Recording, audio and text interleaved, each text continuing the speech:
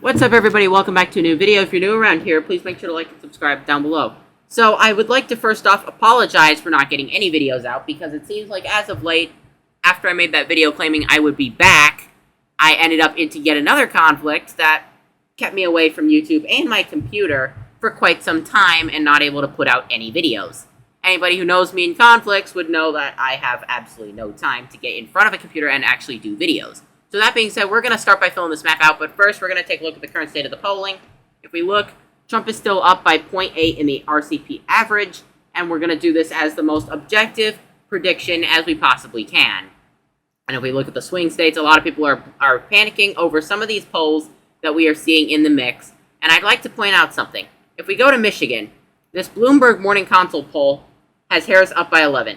How do you go from Harris up by 11 in Michigan to Trump up by 4 in the same poll in Pennsylvania?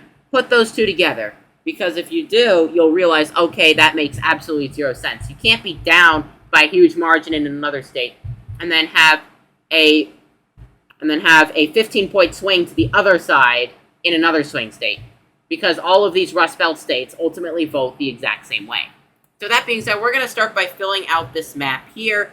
And we are going to do this a little bit differently compared to previous ones, and that's because we have a new color in the mix. Instead of doing the safe states, we now have solid states as well, and those are these states that you are seeing in the really, really dark red and in the really, really dark blue. Those are the safe states, or those are the solid states, and then you have other states that are going to be this color, and then the safe states. And then the solid states are darker. And that's how we're going to roll from here on out for the rest of the predictions. Because it's just a little bit easier, because it shows where the real balance of power lies between the states.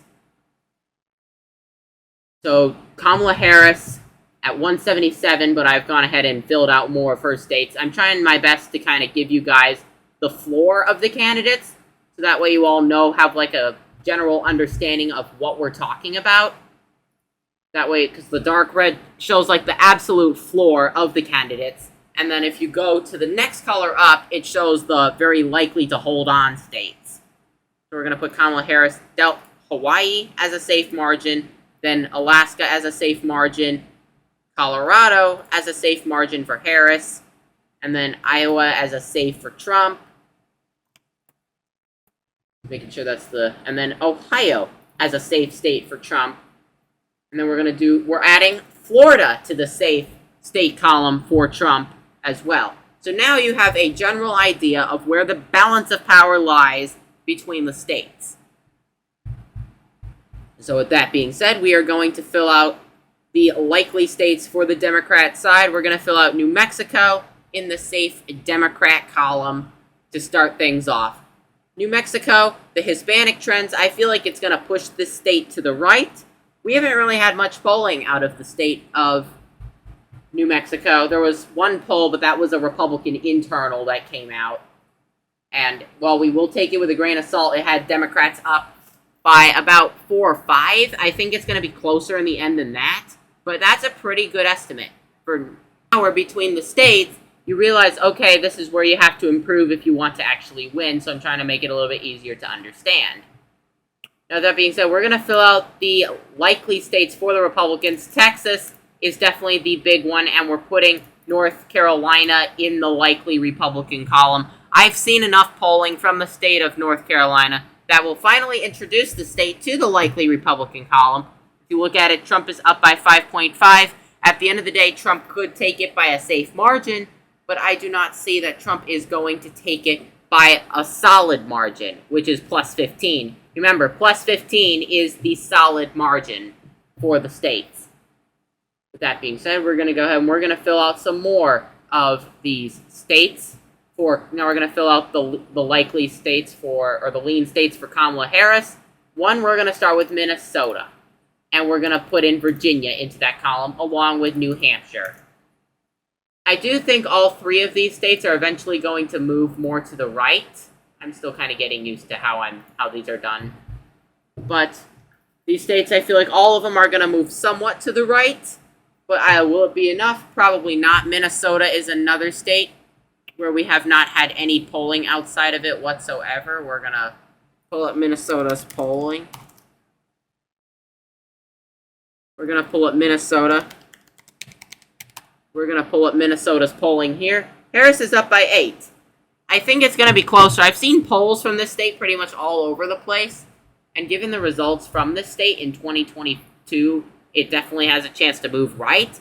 I know that presidential predictions or presidential elections are way different from like statewide elections, but they do have a general idea of the way the state is swinging. And given Minnesota swung to the right with the Attorney General race coming within 2, that was the closest race in quite a long time in the state of Minnesota. But do I think it's going to be enough? Probably not.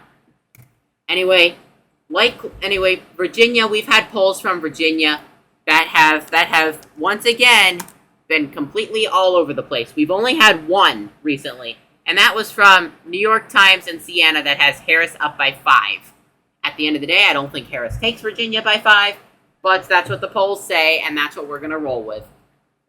That being said, why don't we also fill out Maine at large for Kamala Harris in the likely column, because I completely forgot to do that. And Nebraska second is also going to be a lean Democrat.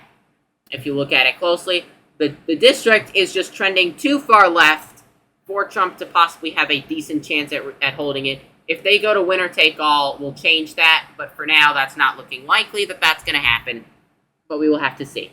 Anyway, for the lean Republican states, we're going to be putting a couple in here. We're going to be putting Georgia. Okay, that's tilt. We're going to be putting Arizona, and we're going to be putting Nevada into the lean Republican column. If we look at the state polling for Georgia, Trump is up by 0.8. This poll, PPP, that's an outlier. That's a Democrat poll. It has Harris up by 1. But on this day in history, I don't know if we'll be able to find them, but we're going to try. We're going to try to pull it up. We're going to pull up the polling from 2020. And it looks like it's not here. That's great. But anyway, Trump is up by 0.8 in the state of Georgia. And he's getting very close. He's getting pretty close to 50%. Once he gets to 50% in the polling, he will pretty much have a lock on Georgia. And Harris probably will not be able to win it. Democrats aren't even pouring money into Georgia. And then if you look at more polls, many polls around here have way different margins than these are just the latest polls that are factored in the average. And then you have many other polls down here that show way different sample sizes all across the state of Georgia. So we're going to put that in the lean Republican column. Then we're going to talk about Arizona. I mean, Trump is up by 2.8. Now, will he win it by this margin? I don't know. But it's definitely promising, and we're going to factor out that Bloomberg poll, because Bloomberg, as we know, is not a very reliable pollster. Especially with it being Trump or Harris plus 2, and then Trump plus 4 in Pennsylvania. It just makes absolutely no sense whatsoever why it would be like that. They're all swing states. Usually the Sun Belt, if Trump wins Georgia, he's going to win Arizona. That's the way I look at it. Now, I know that the governor's races did not go that way in 2022, but if you actually look at it, it kind of makes sense because they're all different states demographically. Anyways, now we're coming into the toss-up states. These are the states that are going to come down and decide the 2024 election. Pennsylvania, Michigan, and Wisconsin. These are the 3 toss-up states in my book. Oh, and we forgot to talk about Nevada. Then we're going to move on to the toss-up states. So Nevada, Trump is up by 4.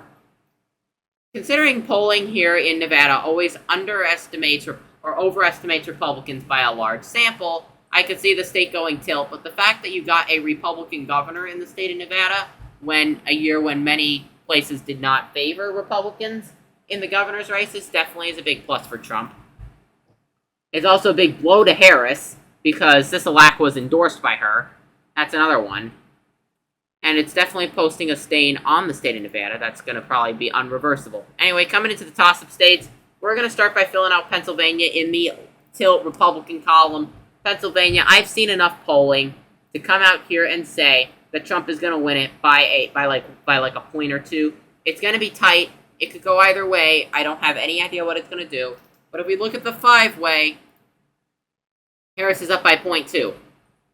And I'm not surprised because it seems like Kennedy is taking votes from both Trump and Harris, voters that would never vote for either of them. But as I said, I think that Stein being on the ballot is going to take a lot of those pro-Palestinian protesters away from Harris, which is going to be a good thing for Republicans, but it might also not be a good thing for Donald Trump either, because some of those people that don't like it might not vote Stein, and they might just vote for Kennedy, taking more votes away from Trump, and eventually splitting up the aggregate. Anyway, coming into the Rust Belt here, and at this point, in my opinion, Pennsylvania and Georgia, those are the two must-win states for Donald Trump, if he wants to win, or Harris, or whoever wins the presidency. Because if you actually look at it and analyze it, the two states are very different demographically. But if you tie in both of them and get both of them, you get to 270, you win the White House without asking. You could also win Georgia, Arizona, and Nevada. But you would have to get the pathway through one other state. That you could do Nebraska second. But the thing about Nebraska second is if it went through that, you would get a tie, 269 to 269. And then therefore, it would go to the House would choose the president, and then the Senate would choose the vice president. So depending on the delegations, you might not get what you want. Next up, we're going to talk about the state of Michigan. Harris is up by 2.0, but we're going to discard the Bloomberg Morning Consult poll because that's such an outlier. Harris is up by 2 in the state. I don't really know what's going to happen here. I definitely don't think that this poll makes any sense whatsoever, Harris plus 11, because Trump only lost it by like 2.8 or whatever it was in 2020. And Biden being up by 6.3 at this date in time was definitely way off. Same goes for Clinton when Trump actually won the state of Michigan. So we're going to put Michigan in the tilt Democrat column for now. Things can change, but that's just what I'm going to do for the polling.